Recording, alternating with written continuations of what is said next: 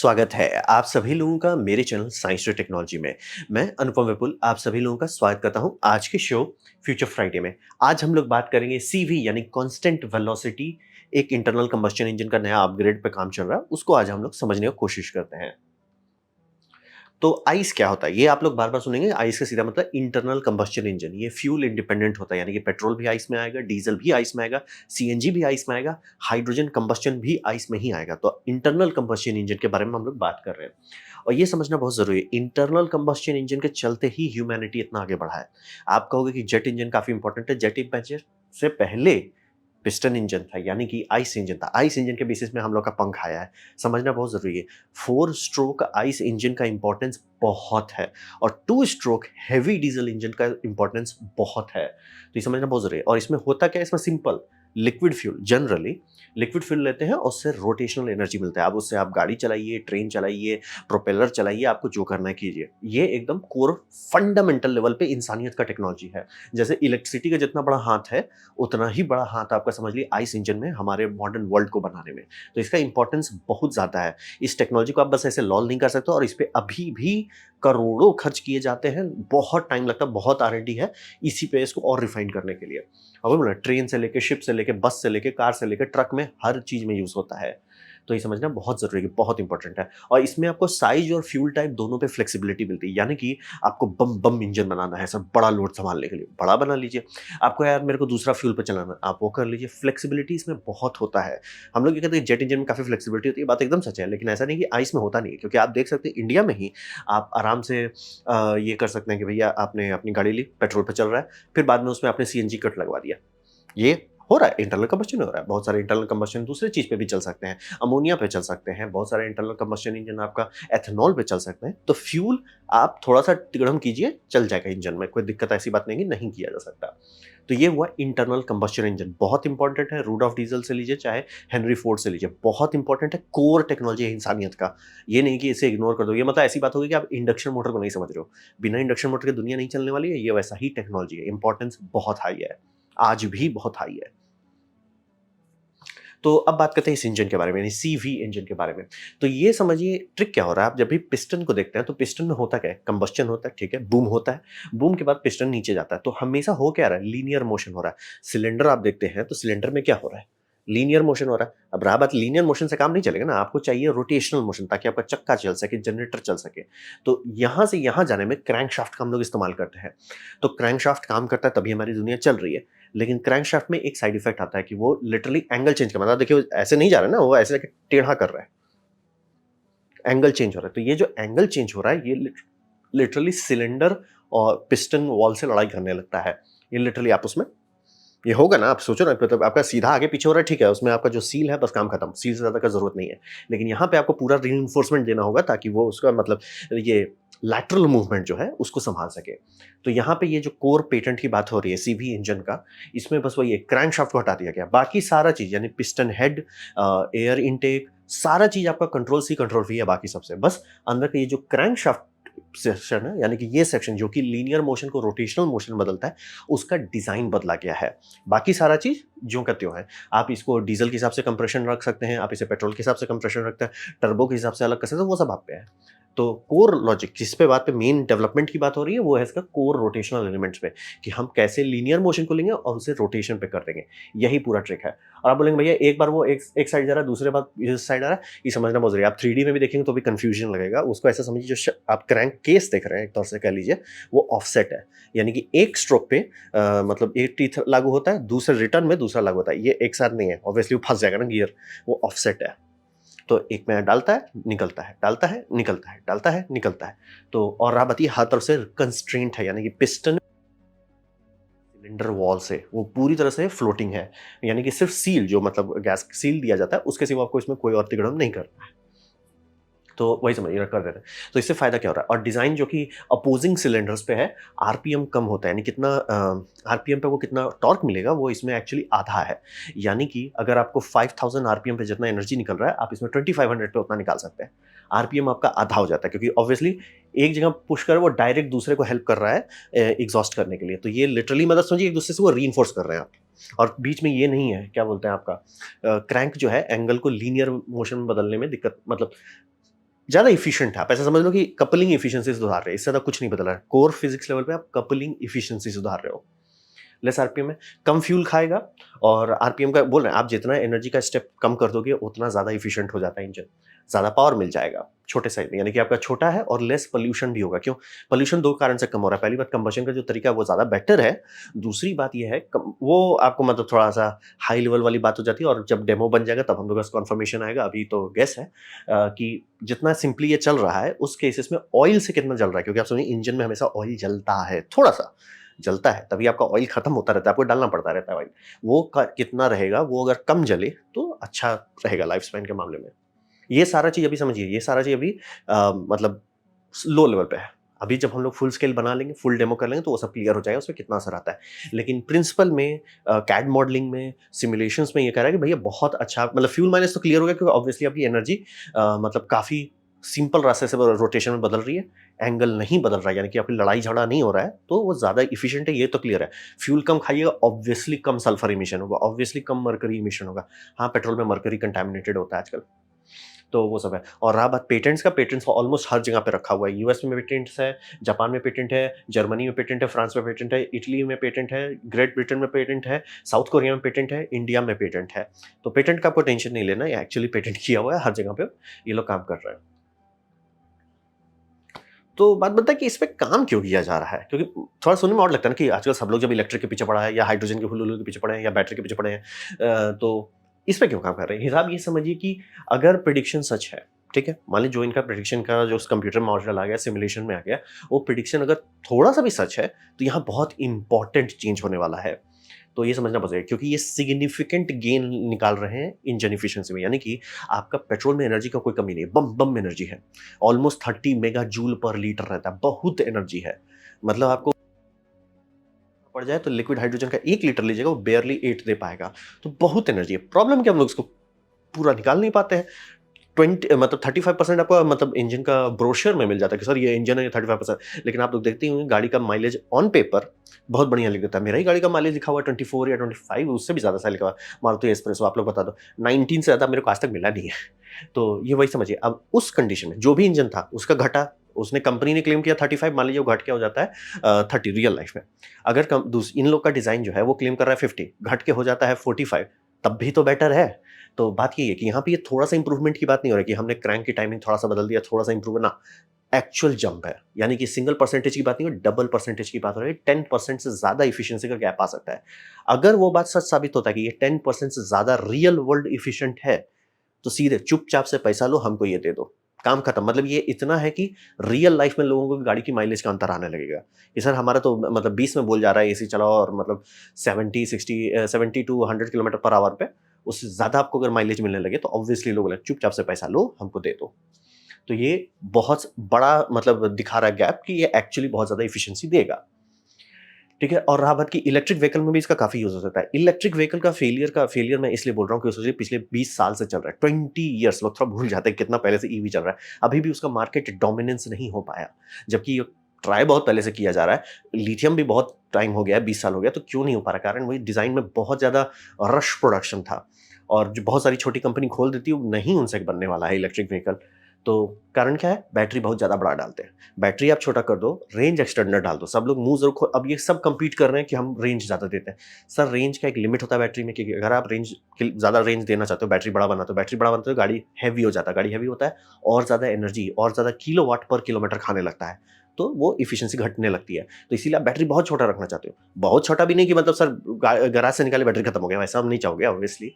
लेकिन मतलब अगर मान लीजिए 100 किलोमीटर पर सब लोग रोक देते हैं कि सर 100 ही हम देते हैं, सब लोग इलेक्ट्रिक में कूद जाते हैं। मतलब सब कुछ ज़्यादा चलाना है, रेंज एक्सटेंडर डालना था, यानी सीरीज हाइब्रिड करते हैं। या ये बीच में मतलब एक 2010 के आसपास में ये कॉन्सेप्ट चला था कि आप मतलब आराम से ईवी लीजिए, जैसे मेरे ही केस में लीजिए, मेरा एस्प्रेसो है, आराम से नॉर्मली मैं सिटी में यूज़ करता हूँ, 10-20 किलोमीटर भी नहीं चलता है वो। मतलब मुझे चलाना पड़ेगा 20-30 किलोमीटर से ज़्यादा जाने में। आप मुंबई में रहे तो वही हालत आएगा, क्योंकि ट्रैफिक देखें, कहाँ चलाइएगा आप। लेकिन आपको कभी हो गया, जैसे मेरे केस में होता है, जब मुझे कोर्ट केस के लिए जाना पड़ता है, तो 440 किलोमीटर एक दिन के अंदर चलना रहता है। वो तो होने वाला नहीं है। आइडिया है रेंज एक्सटेंडर लगा दो। और रहा बात, यहाँ तो एक्सटर्नल यूनिट है, आप इसे गाड़ी के अंदर भी रख सकते हो कि गाड़ी के अंदर एक मोटर जनरेटर यूनिट है, जब हमको मतलब ये रेंज ज़्यादा चाहिए उसे चालू कर दो। तो वहाँ पे इसका बहुत बड़ा यूज़ होगा कि ईवी में जो बैटरी के पीछे आप पागल हो रहे हैं कि भई हमको 200 किलोमीटर रेंज चाहिए, 300 किलोमीटर चाहिए, 5 और समझिए जितना ज़्यादा आप बैटरी का रेंज बढ़ाते हैं, उतना एफिशिएंसी घटते चला जाता है क्योंकि ऑब्वियसली बैटरी भारी होते जा रही है। बहुत ज़्यादा भारी हो जा रहा है आजकल का ईवी, बेमतलब का। आप उसको 100 कर दो और एक हल्का-सा इंजन रख दो, जो छोटा इंजन है, छोटा-सा फ्यूल में खा के छोटा एफिशिएंटली चल रहा है, कोई टेंशन नहीं है सर। सब मुँह ज़रूर खोलते हैं, "अरे सर हम तो रोज़ मनाली जाते हैं।" जाता कोई नहीं है। लेकिन जब जाना होगा, टेंशन नहीं, आप फँसोगे नहीं। चार्जिंग पॉइंट्स मिलते हैं, चार्ज करते रहिए, चार्जिंग पॉइंट नहीं मिलता है, तेल डाल के जलाइए गाड़ी, टेंशन मत लीजिए।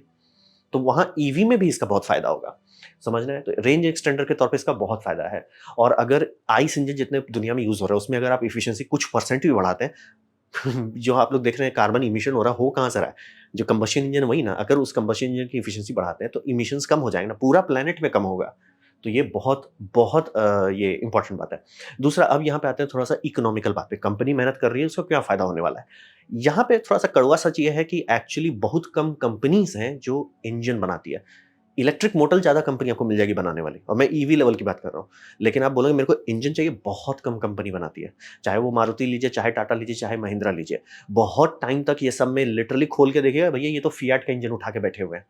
और बहुत सारी और कंपनी फिएट हो जाए, टोयोटा हो जाए, यही सब का इंजन बाकी सब में लगा है। यानी OEMs, original equipment manufacturer engines बेच रहे हैं, जिस इंजन को खरीद के चाहे वो मार और खरीदने का ये मतलब नहीं हो रहा कि वो पूरा पीस खरीद रहे हैं। वो भी कर सकते हैं, लेकिन जनरली होता है कि सर वो डिज़ाइन ले रहे हैं, वो डिज़ाइन को अपने हिसाब से मॉडिफाई कर ले रहे हैं, मतलब कि कहाँ पे माउंटिंग होल्स देना है, क्या करना है, उसके बाद वो चैसी डिज़ाइन करके इंडिया में बना ले रहे हैं। तो ये एक बहुत थोड़ा वीकनेस है और ये एक्चुअली रशिया में रिसेंटली मुझे पता चला था कि रशिया में टैंक्स की हालत इतनी खराब क्यों है? इंजन से नहीं बना पा रहे हैं और ये बात समझना बहुत ज़रूरी है। कहने को आपको लगता है भैया हम लोग 200 साल से बना रहे हैं। आज का जो मॉडर्न एफिशिएंसी इंजन्स हैं, ये बहुत एडवांस टेक्नोलॉजी है। सिर्फ़ कुछ ही कंपनी है जो एक्चुअली कर सकती है। तो इनका टारगेट वही है कि ये सब मतलब समझिए ऑलमोस्ट मोनोपोली बैठा पड़ा हुआ है। फिएट का सबसे बड़ा है, टोयोटा हो गया ये और 1-2 ठो और कंपनी होगी, बाकी सब है ही नहीं। मतलब यूनिट्स में। गाड़ी का नाम आप भले किसी दूसरे ब्रांड का देख रहे हैं, अंदर में देखिए महाराज।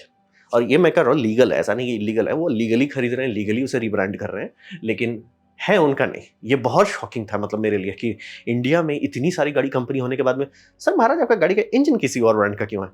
मैं ज़्यादा रिसर्च नहीं कर रहा हूँ, उसमें बहुत ज़्यादा कड़वा सच है।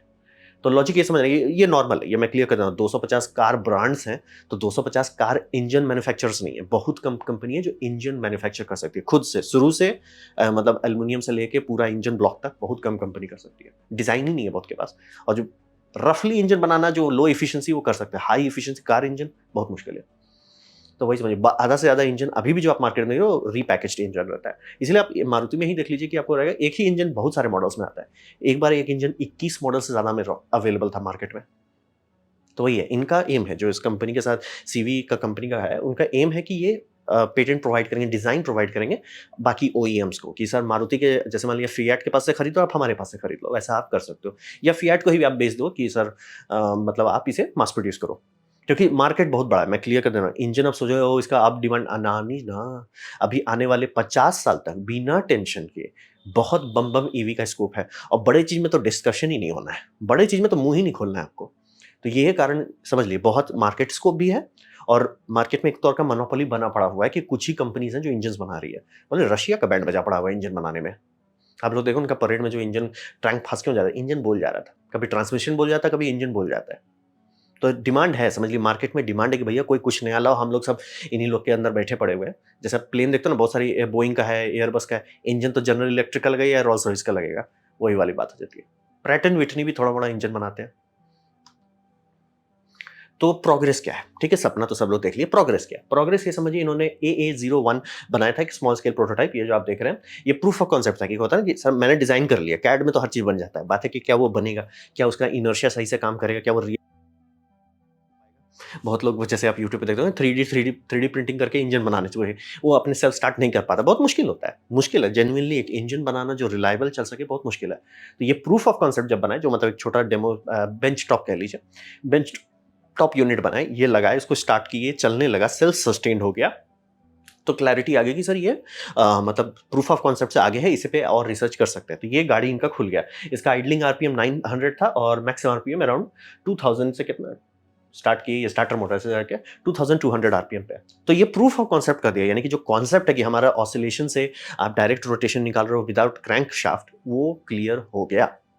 और यहाँ पे 2 लोग पार्टनर्स हैं बड़े, एक यूएसए में है जो इनकी मेन है, और इंडिया बैंगलोर में यहाँ पे ये लोग इसका फुल स्केल प्रोटोटाइप बना रहे हैं, जो इसमें एक 3 व्हीलर में यानी ऑटो में लगाया जाएगा और टेस्ट किया जाएगा। ये 2024 में होगा, इस पे अभी काम चल रहा है।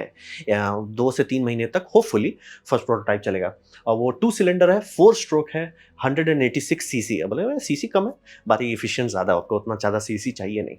और अगेन ये मतलब समझिए प्रूफ ऑफ कॉन्सेप्ट है रियल वर्ल्ड में। ये हो गया ठीक है सर, हमारा कॉन्सेप्ट काम कर रहा है, सर ये क्या रियल लाइफ में काम कर रहा है, रियल लाइफ का लोड बर्दाश्त कर सकेगा, वो सारा चीज़ क्लियर होगा जब ये एक्चुअल स्केल बना लेंगे। क्योंकि इनका कोर कॉन्सेप्ट है कि आपका जो ऊम्फ मिला, जो एनर्जी निकाली जा रही है, वो कितना कंपेयर टू नॉर्मल वाले से कितना बेटर होगा। इसका पूरा एकदम फ्लैट आ रहा है, यानी कम आरपीएम है, आपको गियर बॉक्स भी ज़्यादा नहीं चाहिए।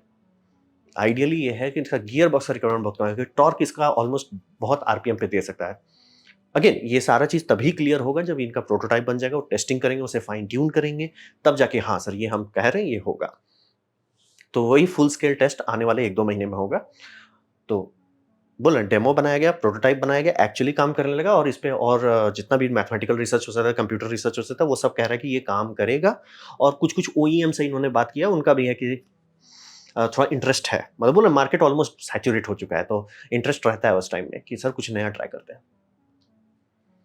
अब एक कॉमन सवाल है, फ्यूचर में जब हम लोग जा रहे हैं तो इतना आर&डी करना स्टार्ट से फिनिश, मतलब क्रैंकशाफ्ट में हम लोग ऑलमोस्ट 1 सेंचुरी का रिसर्च रखे हुए हैं, तो फिर से उसको नया बनाना इतना क्यों कर रहे हैं, राइट? इंटरनल कंबस्शन इंजन पे इतना मेहनत क्यों कर रहे हैं? पर मैं क्लियर कर देता हूँ, इंटरनल कंबस्शन इंजन कहीं जाने वाला नहीं है, कहीं नहीं जाने वाला है। बड़े लोड पे तो कहीं उसको जाना ही नहीं है। और बड़ा लोड क्या हो गया, जैसे ही आप बस, ट्रक, ट्रेन, शिप्स यहाँ तक पे आते हैं, वो जाना ही नहीं है। वो बैटरी से नहीं चल सकता, हाइड्रोजन से भी नहीं चल सकता। बैटरी से क्यों नहीं चल सकता? क्या ऐसा बैटरी नहीं आता जो इतना एनर्जी रखता है? आराम से आता है। क्या ऐसा मोटर नहीं आता जो ट्रक नहीं खींच सकता? आराम से आता है भाई। इतने छोटे-छोटे मोटर आते हैं, जो जैसे इजी ट्रक में देखिए इतना बड़ा सा मोटर है, वो 500 हॉर्स पावर का है। टेंशन नहीं लेना है, टेंशन उस सब में नहीं है। टेंशन है सर एनर्जी कहाँ से दोगे आप? मतलब आप समझिए, हम लोग फॉसिल फ्यूल पे क्यों चल रहे हैं? क्योंकि फॉसिल फ्यूल लिक्विड एनर्जी है। आप जब ड्रिल करते हो, जब वहां से निकाल रहे हो ब्लैक गोल्ड, वो क्या है? वो लिक्विड एनर्जी है। आपको उसमें एनर्जी डालनी नहीं है, आपको थोड़ा सा एनर्जी खर्च करना है उसको वहां तक पहुंचने में, उसे एक्सट्रैक्ट करने में थोड़ा सा और एनर्जी खर्च करना है, उससे मतलब उसको डिस्टिल करने में, प्यूरिफाई करने के लिए, ठीक है? फिर ट्रांसपोर्ट में काम खत्म, वो एनर्जी अभी भी है, और उसमें जितनी निकली थी, जैसे मान ली एक्स निकला था, एक्स का 1-2% ही खत्म हुआ, वो आपके गाड़ी तक आ गया। बहुत एनर्जी होता है, तो वहाँ पे टेंशन नहीं है, एनर्जी बम बम है। लेकिन जब आप बैटरी के साथ करोगे, बोले कि ठीक है सर हमने बैटरी ले लिया, आप मान लो आप कोई ऐसा बैटरी बना दीजिए जो बहुत हल्का है, बहुत एनर्जी रखता है किलोवाट में, कि वो मान ली 500 किलोवाट आवर का कैपेसिटी रखता है, और 1 मेगावाट का सर्ज बर्दाश्त कर सकता है। बम बम सर, आपका ट्रक तो बहुत देर चलेगा, कोई टेंशन नहीं है। सर उसको चार्ज कैसे करोगे, ये आप हमको बताओ, क्योंकि ये थोड़ा समझना बहुत जरूरी है कि आम पब्लिक जो है ना थोड़ा कॉन्टेक्स्ट नहीं रखता है, क्योंकि हम लोग हॉर्स पावर में बात करते हैं। हॉर्स पावर को किलोवाट में बदलने के लोग को तुरंत समझने लगेगा, जो सुनते ना कि भैया ये मतलब गाड़ी है 1000 हॉर्स पावर का है या 1500 हॉर्स पावर का है, उसका मतलब समझ रहे हैं क्या है? वो ऑलमोस्ट 1 मेगावाट है। उतने में शहर का एक छोटा सा ये चलता है, ब्लॉक चलता है, और पूरा का पूरा गांव चलता है। उतनी एनर्जी लगती है। ट्रक सब में 200 हॉर्स पावर, 300 हॉर्स पावर, वो समझ, और कंटिन्यूअस है वो खा रहा है सर। मेगावाट्स में आपको बैटरी डालना पड़ेगा। और आप बोलोगे मैं चार्जिंग स्पॉट बनाता हूँ, उसमें मैं फास्ट चार्जिंग करूंगा 1 मेगावाट से। 1 मेगावाट कहाँ से आप दोगे? दूर दराज एरिया में कहाँ से आप 1 मेगावाट का दे दोगे? और रहा मान लीजिए 2-3 आप रखते हो, तो 3-4 मेगावाट हो गया, प्लस कंटिन्यूअस उसमें कैपेसिटी भी रहनी चाहिए। तो ये समझना बहुत ज़रूरी है कि पूरा का पूरा गाँव जैसे, और ये कनाडा में भी ये दिक्कत है, अमेरिका में भी दिक्कत है, यूरोप में भी दिक्कत है, और ये सब में हमारे से ज़्यादा दिक्कत है इंडिया से, क्योंकि इंडिया की डेंसिटी हाई है पॉपुलेशन की, तो ऑलमोस्ट हमारा इलेक्ट्रिकल इंफ्रास्ट्रक्चर काफ़ी जल्दी फैल रहा है, उनका नहीं है। कहाँ से दोगे? Middle of nowhere. और इंडिया में भी यही है कि जहाँ मोबाइल टावर नहीं मिल रहा है, वहाँ पे आप जाएंगे सर हम यहाँ पे 1 मेगावाट का एक चार्जिंग स्पॉट बनाएंगे, नहीं होगा। तो ये समझना बहुत जरूरी है, ग्रिड में उस तरह का है ही नहीं। आप सोर्स तो हटा दो, मैं सोर्स की बात ही नहीं करूँ, कहाँ से आप उतनी बिजली ला रहे हो बात हटाओ। आप मान लो कोई मैजिकल चीज़ है, आप बहुत सोलर लगा दी हो, बहुत विंड लगा दी हो, बहुत जियोथर्मल लगा दी हो, बहुत बायोगैस लगा दी हो, एनर्जी है। एनर्जी जहाँ जहाँ पे ले जाना है वहाँ तक ले जाने में जान निकल जाएगी अभी के सिनेरियो में। और उतना बोले स्कोप लोगों को नहीं समझ में आता कि कई मेगावाट बोल देना कि सर हम 5 मेगावाट का ना चार्जिंग स्पॉट रखेंगे हर लोकेशन पे, इसलिए बोल देना बहुत आसान है। 5 मेगावाट का हर चार्जिंग स्पॉट बनाने में लुट जाइएगा। और दूसरा, ये तो बैटरी में हो गया, और बैटरी बहुत एफिशिएंट होता है, क्योंकि अगर आप बैटरी में 100 किलोवाट आवर लेते हैं, कितना दूर ही आप चल पाते हैं? आप चल पाओगे 433 किलोमीटर्स तक, ठीक है? आपने 100 किलोवाट आवर का मतलब आपने बिजली विभाग से खरीदा, मतलब समझिए 100 यूनिट खरीदा, आपको इतना डिस्टेंस मिल गया। अब रहा बात कि हाइड्रोजन कर देंगे सब, दूसरा लोग का यही आता है कि जब बैटरी में नहीं हो पाए, जब समझते हैं कि बिजली उतना नहीं ले जा सकते, दिमाग शॉर्ट सर्किट मारता है, बोलते हैं कि हम ये कर देंगे, हाइड्रोजन पे कर देंगे। हाइड्रोजन कहाँ से आ जा रहा है पहले हमको ये बताओ, क्योंकि दो ही जगह है हाइड्रोजन को लाने का, पहला या इलेक्ट्रोलाइसिस से बनाइए या दूसरा उसे स्टीम रिफॉर्मिंग कीजिए आप इससे मीथेन से। तो आप मीथेन ही यूज कर लो ना सीधे। मीथेन को मतलब पार्शियल कंबस्शन करके आप निकाल रहे हो उससे हाइड्रोजन, शांति से मीथेन करो ना। मीथेन कैसे यूज करेंगे? सीएनजी जो आप सुनते हो ना वो मीथेन ही है, CH4 ही है। Compressed natural gas is CH4, 99% CH4।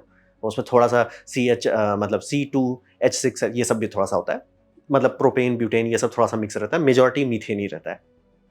तो हाइड्रोजन को अगर आप ले तो सेम 100 किलोवाट आवर आपने बिजली विभाग से लेगा। अब जैसे उसे आप कन्वर्ट करने जाओगे कि भैया हम इलेक्ट्रोलाइसिस का एफिशिएंसी करते हैं, आप मार लॉ फिजिक्स से लड़ाई कर लीजिए, मार आप बटर मसाला लिए, मार आप प्लैटिनम क्लैटिनिस्ट यूज कर लीजिए, घूम फिर के आप 65% एफिशिएंट ही आ पाओगे।